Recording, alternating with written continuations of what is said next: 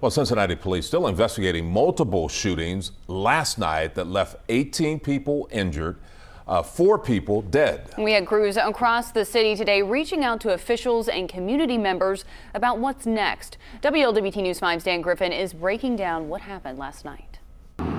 City leaders call this senseless. They say there's still no suspect information as families mourn and other victims recover. The Queen City making headlines for big city crime. 18 people shot, 4 dead in 4 different places early Sunday. Many rushed to the hospital.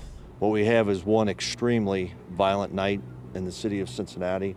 Police say none seem to be connected, but each shot fired serves as a gut check that even in the midst of a pandemic, gun violence is claiming lives at rapid speed in 2020. The overnight carnage started in Walnut Hills at Gilbert and Lincoln Avenues, with 3 people shot just after midnight. No word on their conditions. Shortly after, 4 people were shot along Chalfonte Place in Avondale. 21-year-old Antonio Blair didn't survive. About 2 this morning, more shots echoed at Grant Park and over the Rhine, hitting 10 people and killing 34-year-old Robert Rogers and 30-year-old Jacquees Grant. Police say by 8 a.m., 39-year-old Myron Green was shot and killed in the 1500 block of Lynn Street.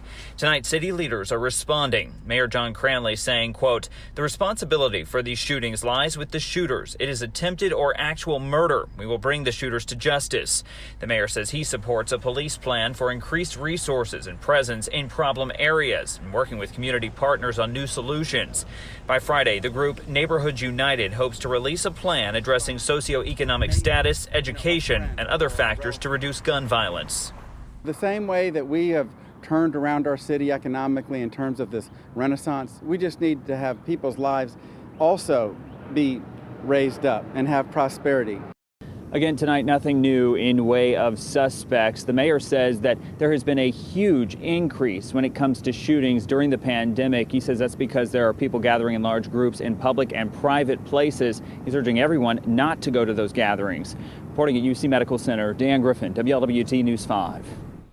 And family members of those shot rushed to UC Medical Center. At one point, we're told several hundred people were there trying to get information about their loved ones. Community activist Peterson Mingo was at the hospital at the time and describes the morning as hectic, traumatic, and disheartening. He says he knows people know the ones behind the violence, and it's time to point out who they are. About 300 people here. A lot of people coming out, some who were at the shooting scenes. And so they got here quite early. Others had begun to call people. They began to talk to people on Facebook, waking people up. People were coming out half dressed. People were rushing out when they found out their loved one had been involved in a shooting. He said there was a lot of uncertainty and frustration there this morning, but he says he also saw a lot of unity and people supporting one another.